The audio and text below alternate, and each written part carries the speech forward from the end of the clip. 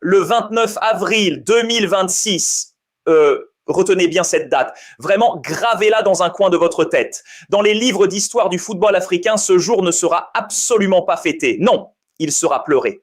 Ce jour sera retenu, j'en suis convaincu, comme celui où le continent africain a officiellement et publiquement signé son acte de soumission totale. Imaginez un peu la scène. Essayez de vous projeter. Nous sommes à Vancouver, le Canada, loin, très loin de nos terres, de notre chaleur, de nos stades poussiéreux. Il fait froid. On est à la veille du 76e congrès de la FIFA. Tous les grands pontes du football mondial, engoncés dans leurs costumes sur mesure, sont là. Les sourires de façade, les poignées de main diplomatiques. Et là, au milieu de ce théâtre, qu'est-ce qu'on voit ? On voit les 54 associations membres de la Confédération africaine de football, les 54 sans aucune exception, sans une seule voix dissonante, qui décident de se lever.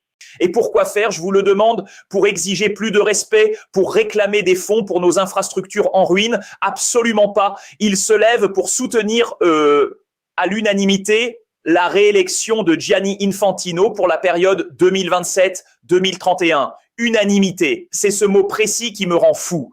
L'unanimité, je veux dire, arrêtons-nous et réfléchissons 2 secondes. Imaginez une maison qui brûle. Les murs s'effondrent de partout. Le toit est littéralement en train de vous tomber sur la tête. La fumée vous étouffe. Tout s'écroule. C'est exactement l'état de la CAF aujourd'hui. Prenez l'arbitrage africain, par exemple. C'est une catastrophe monumentale. On est tous d'accord là-dessus, non? Vous voyez les matchs. Vous ressentez cette frustration. Vous regardez les barrages, les matchs couperets de nos compétitions continentales. Et à chaque fois, on a droit à des décisions hallucinantes qui détruisent les rêves de millions de supporters en une fraction de seconde. Les arbitres sont constamment pointés du doigt, soupçonnés des pires choses. Les plaintes s'accumulent sur les bureaux de la CAF. Ça fait des piles immenses, mais bizarrement, ça finit toujours dans un tiroir fermé à double tour. C'est une honte absolue pour notre image à l'international. Et l'argent ? Parlons-en de l'argent, parce que c'est le nerf de la guerre, n'est-ce pas? Les caisses de la CAF, elles se vident d'une manière totalement mystérieuse. Il y a des audits, oui, des rapports d'experts internationaux indépendants qui sortent et qui dénoncent des trous béants gigantesques dans la trésorerie de l'institution. On parle de millions, de dizaines de millions de dollars qui s'évaporent dans la nature comme par magie. Des fonds qui devaient servir en théorie à développer nos infrastructures, à construire des terrains dignes de ce nom, à acheter des ballons pour les gamins dans nos quartiers, à payer les arbitres décemment justement pour qu'ils ne soient pas tentés par la corruption. Mais non, l'argent disparaît. Et que dire de la discipline? C'est devenu le Far West sur nos terrains et dans les coulisses de nos compétitions. Tout le monde s'insulte, tout le monde menace tout le monde, les bagarres éclatent et l'institution CAF, elle fait quoi? Elle regarde ailleurs. Elle est incapable, je dis bien totalement incapable, de gérer les incidents basiques de la CAN. Vous vous rappelez des derniers fiascos logistiques, des équipes nationales qui dorment dans des conditions indignes de sportifs de haut niveau, des stades où la sécurité n'est même pas garantie pour le public. Voilà la réalité crue et cruelle de notre football aujourd'hui. Et donc, face à ce champ de ruines, face à cette humiliation quotidienne que nous subissons tous, que font les 54 propriétaires de cette maison en feu? Que font nos chers présidents de fédérations africaines? Au lieu de taper du poing sur la table, au lieu de former un front commun, solide, inébranlable, pour exiger le respect et les moyens réels de redresser la barre, eh bien, ils décident de se prosterner. Ils sourient bêtement devant les caméras des journalistes du monde entier à Vancouver et ils disent « Oui, monsieur Infantino, prenez encore 4 ans de pouvoir absolu. Prenez tout, nous sommes avec vous, corps et âme. » C'est glaçant. Vraiment, quand on y pense froidement, c'est glaçant. Mais la vraie question, la question qui m'empêche de dormir la nuit et que personne, absolument personne dans la presse sportive traditionnelle n'ose vous poser en face par peur de perdre ses accréditations, c'est pourquoi, Pourquoi? Pourquoi 54 nations qui sont censées être souveraines, indépendantes, qui ont des intérêts géopolitiques et sportifs totalement divergents d'habitude? Je veux dire, l'Afrique du Nord n'a absolument pas les mêmes intérêts que l'Afrique de l'Ouest, qui n'a pas les mêmes intérêts que l'Afrique australe ou centrale. Alors comment se fait-il, par quel miracle malsain, qu'ils votent tous, absolument tous, dans la même direction, exactement à la même seconde? Vous pensez vraiment sincèrement que c'est un hasard?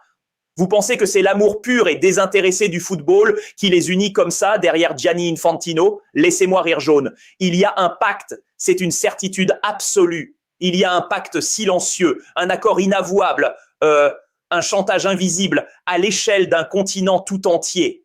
Quel est ce pacte infernal qui a forcé des géants, des nations fières et historiques de notre football, comme le Cameroun, le Sénégal, l'Algérie, la Côte d'Ivoire ou le Maroc, à se mettre littéralement à genoux devant une institution qui, soyons très honnêtes entre nous, qui les méprise ouvertement depuis des années? Je vais vous dire une chose et je vous demande de rester avec moi, de m'écouter attentivement jusqu'à la toute fin de cette vidéo, parce que je ne vais pas lâcher le morceau tout de suite. La réponse à ce fameux pourquoi, le vrai motif caché, écœurant de cette unanimité de façade, la raison terrible qui a poussé 54 hommes censés nous représenter à vendre la souveraineté de l'Afrique, je vous la révélerai dans les toutes dernières minutes. Et croyez-moi, quand vous allez entendre la vraie raison, quand vous allez enfin comprendre le mécanisme pervers et vicieux qui se cache derrière ce vote scandaleux de Vancouver, vous n'allez plus jamais regarder un match de football africain de la même manière.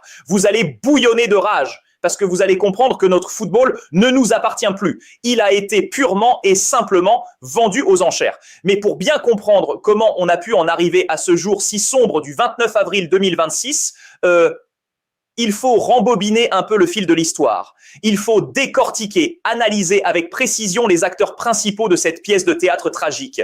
Regardons les faits avec froideur, voulez-vous. La CAF traverse, comme je l'ai longuement expliqué, l'une des crises institutionnelles les plus profondes, les plus graves, les plus destructrices de toute son histoire. Ce n'est pas une simple zone de turbulence passagère, c'est un crash en plein vol. Et qui est le pilote de cet avion en chute libre ? Qui est l'homme qui est censé incarner notre voix, taper du poing sur la table et défendre bec et ongle nos intérêts sur la scène mondiale? Patrice Motsepe. Patrice Motsepe. Quand il est arrivé au pouvoir, on nous a vendu un rêve magnifique, une campagne marketing parfaite, vous vous en souvenez? On nous a vendu l'homme d'affaires milliardaire, le Sud-Africain brillant, le self-made man totalement indépendant financièrement. On nous disait sur tous les plateaux télé: écoutez les gars, rassurez-vous, ce type est tellement riche, tellement puissant dans les affaires qu'il ne peut absolument pas être corrompu. Il n'a aucun besoin de l'argent de la CAF ou des subventions de la FIFA pour vivre. Il va ramener la transparence, il va ramener la rigueur du privé, il va installer le business model qui va sauver et propulser le football africain dans une nouvelle ère. C'était beau, hein? Franchement, sur le papier, c'était le candidat providentiel parfait. Mais la réalité du terrain, la réalité crue, impitoyable et sanglante du pouvoir footballistique mondial a très vite rattrapé l'illusion. Très vite, on s'est tous rendu compte que le costume de président de la Confédération africaine de football était, comment dire ça, poliment, il était soit beaucoup trop grand pour lui, soit, et c'est honnêtement la théorie la plus probable quand on observe ses faits et gestes, ce fameux costume a été cousu sur mesure, fil par fil, bouton par bouton, directement dans les bureaux feutrés de Zurich par les propres tailleurs de Gianni Infantino. Aujourd'hui, on ne se cache plus. La presse internationale, les observateurs locaux, les analystes les plus pointus du football africain et mondial, ils n'utilisent plus de pincettes diplomatiques pour parler de lui. Ils utilisent un mot terrible, lourd de sens. Un mot qui, franchement, déchire notre fierté de continent indépendant. Il qualifie, sans trembler, le président de la CAF de marionnette. Oui, vous avez bien entendu, une simple marionnette.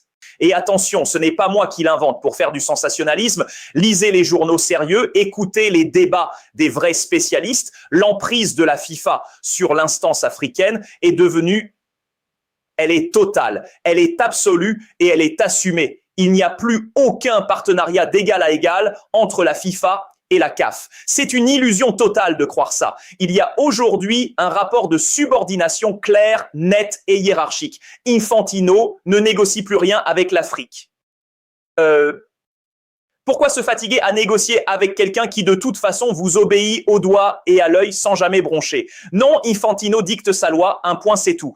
Il donne des directives. La prestigieuse CAF, notre CAF, n'est devenue aujourd'hui qu'une vulgaire boîte postale de luxe qui reçoit les ordres tapés à Zurich et qui se contente de mettre un tampon officiel dessus avant de les exécuter. C'est d'une tristesse absolue.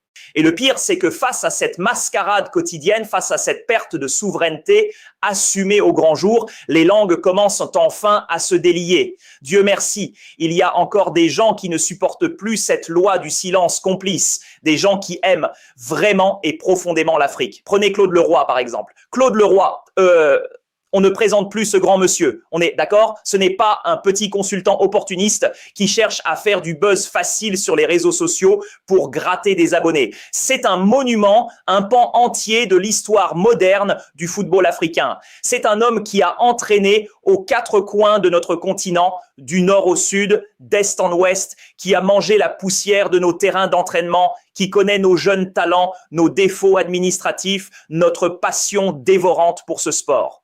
Eh bien, face à ce désastre généralisé, face à ce vote de la honte à Vancouver, Claude Leroy, avec toute l'autorité que lui confère son immense carrière, n'a pas pu se retenir. Il a pris la parole publiquement. Il a brisé l'omerta.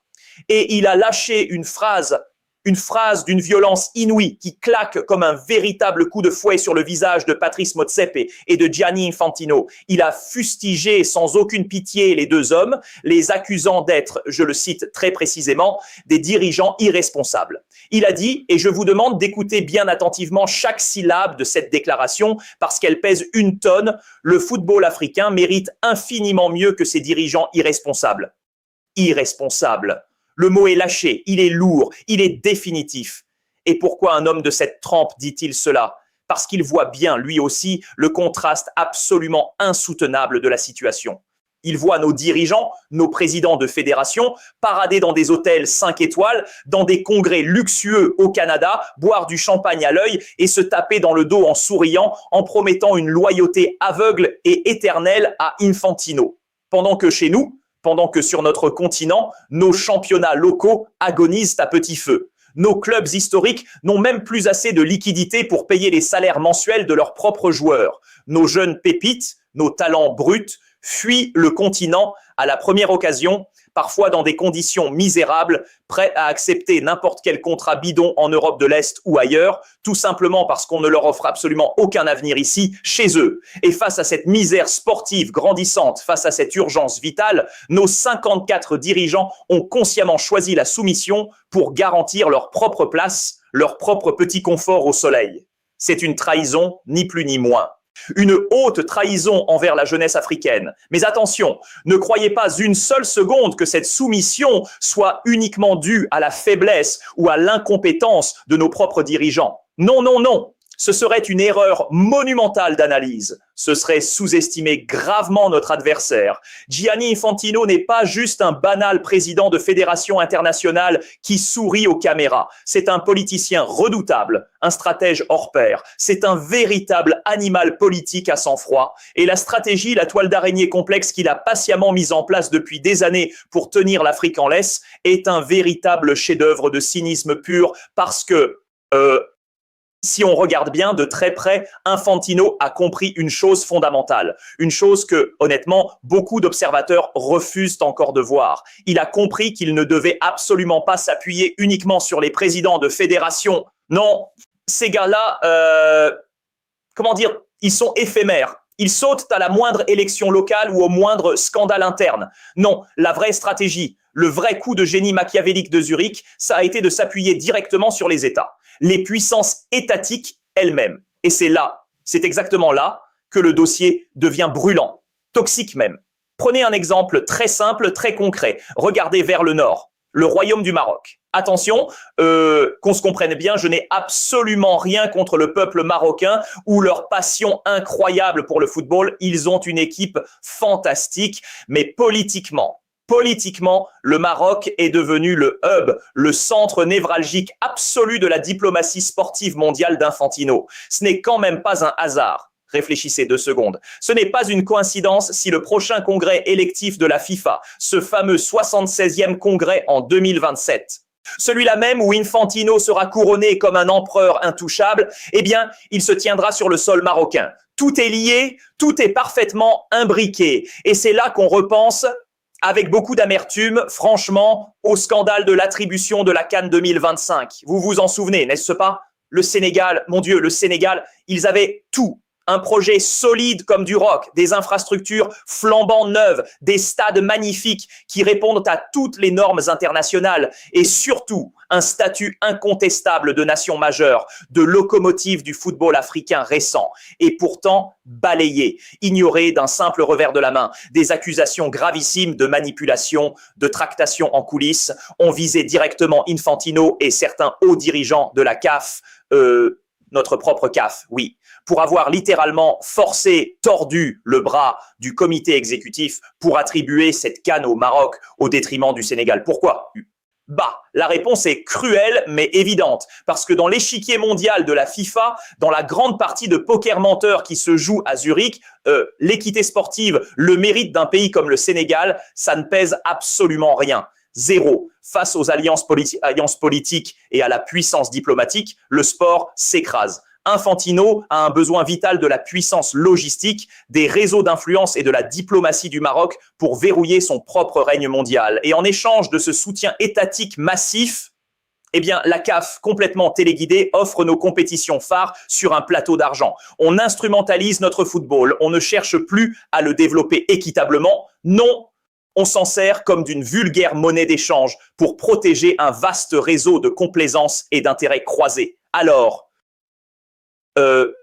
revenons au cœur de notre problème, au cœur de ce paradoxe saisissant qui m'a poussé à faire cette vidéo. Pendant que ces grands jeux politiques, ces parties d'échecs géantes se déroulent au-dessus de nos têtes, que se passe-t-il réellement sur le terrain chez nous? Eh bien, c'est le chaos total. La CAF est devenue incapable, mais vraiment viscéralement incapable de gérer sa propre maison. On l'a vu, on l'a tous vu lors des récents événements, des incidents de sécurité d'une gravité extrême lors des matchs de la Coupe d'Afrique, des mouvements de foule, des stades mal gérés, des arbitres, oh là là, les arbitres, qui font carrément la une de la presse mondiale, en Europe, en Amérique, partout, pour des décisions tellement scandaleuses, tellement absurdes, qu'elles ruinent en 90 minutes les sacrifices et les efforts de nations entières. Et l'argent, toujours l'argent, ces scandales à répétition de détournement de fonds. Des millions, des dizaines de millions de dollars qui sont censés être alloués pour le développement du football de base, pour nos jeunes, pour nos championnats locaux, et qui disparaissent. Pouf, volatilisé dans des trous noirs comptables que personne n'arrive jamais à auditer correctement. Dans un monde normal, une institution normale, face à un tel niveau de crise institutionnelle, face à une telle perte de légitimité auprès du public et de ses propres acteurs, eh bien, elle ferait le ménage. Elle s'arrêterait, elle ferait son autocritique, elle exigerait de l'aide pour se restructurer de fond en comble. Mais la CAF, notre CAF, elle a fait exactement le choix inverse. Elle a choisi la soumission totale, la capitulation sans condition. Pourquoi? Pour s'acheter un bouclier, pour acheter le silence de la FIFA sur ses propres incompétences. Et cela, ça nous amène enfin à la grande révélation. À cette question que j'ai posée au tout début, dans les premières secondes, et pour laquelle je vous ai demandé de rester avec moi. La boucle va se fermer maintenant. Le fameux pourquoi? Pourquoi 54 fédérations? Malgré tout ce que je viens de vous lister, malgré cette humiliation quotidienne, ont-elles voté à l'unanimité? Je répète, sans une seule voix contre pour l'homme qui a méthodiquement retiré toute souveraineté à leur propre continent. Hein? Vous pensez vraiment que c'est de la diplomatie? La réponse, écoutez-moi bien, la réponse est absolument terrifiante. Ils n'ont pas voté pour Gianni Infantino, pas du tout. Ils s'en moquent d'Infantino, de son programme ou de sa vision du football. Non, ils ont voté pour leur propre survie personnelle, pour leur propre portefeuille. Voyez-vous, il y a un mécanisme diabolique qui s'appelle le programme FIFA Forward. C'est le système nerveux de cette dictature douce. Par ce biais, la FIFA distribue des millions de dollars chaque année de manière régulière à ces 54 fédérations africaines. Et la réalité, la triste réalité que personne ne veut regarder en face, c'est que dans la très grande majorité de nos pays africains, cet argent de Zurich, ces chèques qui tombent du ciel, c'est littéralement la seule chose qui maintient en vie le président de la fédération et son petit bureau exécutif. Sans cet argent, ils ne sont plus rien. Ils n'ont pas de sponsors locaux capables de rivaliser, ils n'ont pas de droits télévisés suffisants, ils n'ont pas de billetterie structurée, ils sont sous perfusion, totalement dépendants de la drogue financière que leur injecte la FIFA. Alors, imaginez le scénario. Imaginez qu'une fédération, une seule, par miracle, par un sursaut de dignité ou de patriotisme, ait osé lever la main ce 29 avril à Vancouver pour dire « Non, je ne vote pas pour vous, Monsieur Infantino. Je m'abstiens ou je vote contre parce que vous détruisez notre football. Que se serait-il passé à votre avis ? Je vais vous le dire, la machine broyeuse se serait mise en route instantanément. Dans les semaines, que dis-je, dans les jours suivant ce vote frondeur, cette fédération aurait mystérieusement subi un audit surprise de la FIFA. Des inspecteurs en costard auraient débarqué. Et croyez-moi, quand on cherche dans la comptabilité d'une fédération africaine, on trouve toujours, des petites irrégularités administratives, des factures mal justifiées, des frais de déplacement obscurs, et bam, la sentence tombe, gel immédiat des fonds FIFA Forward pour cette nation rebelle. Coupure totale des vivres. Et cerise sur le gâteau, la fameuse commission d'éthique de la FIFA. Cette commission qui est censée être indépendante, mais qui obéit au doigt et à l'œil au président.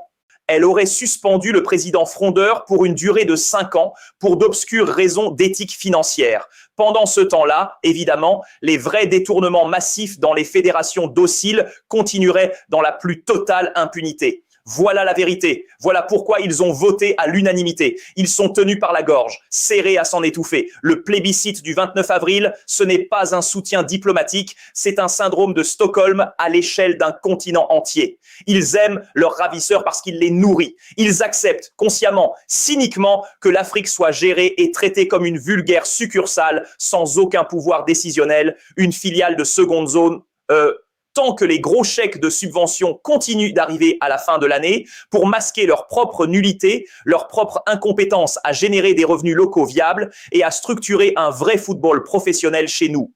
En soutenant Gianni Infantino de cette manière aveugle jusqu'en 2031, les 54 associations n'ont pas seulement prolongé le mandat d'un homme suisse. Non, elles ont officiellement signé la vente aux enchères de notre intégrité.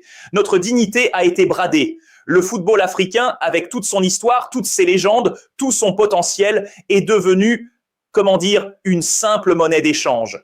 Un simple levier politique utilisé par un homme qui vise clairement la présidence à vie du football mondial. Claude Leroy avait 1000 fois raison. Il a vu clair dans leur jeu. Nous méritons mieux. Les supporters africains, ceux qui pleurent devant leur télévision, ceux qui économisent pour aller au stade, les jeunes qui jouent pieds nus dans la poussière en rêvant de porter le maillot national, tous méritent infiniment mieux que cette mascarade. Mais la triste, l'amère réalité de ce mois d'avril 2026, c'est que tant que nous aurons à la tête de nos instances des dirigeants qui préfèrent ce confort douillet de l'esclavage financier à la dure exigence de la souveraineté et du travail, eh bien, le football africain restera pour encore très longtemps la stricte et exclusive propriété des bureaux climatisés de Zurich. C'est un constat d'échec, un crève-cœur, mais c'est notre réalité aujourd'hui. Voilà. C'était ce que j'avais sur le cœur. C'était l'analyse brute, sans filtre, que je devais partager avec vous. Vous connaissez la maison. Donnez-moi vos avis. Lâchez-vous dans les commentaires, je veux vous lire. Êtes-vous d'accord avec le constat terrible de Claude Leroy? Pensez-vous sincèrement que cette CAF peut encore être sauvée de l'intérieur par un miracle? Ou est-ce qu'il faut absolument tout raser, tout détruire pour espérer reconstruire quelque chose de propre un jour? Abonnez-vous, activez cette cloche de notification pour ne rien rater de nos prochaines enquêtes, de nos prochains coups de gueule. On va continuer à gratter là où ça fait mal. On se retrouve très très vite pour décrypter les vrais enjeux, les vrais secrets de notre football. Restez forts, restez lucides. La flamme ne s'éteint jamais.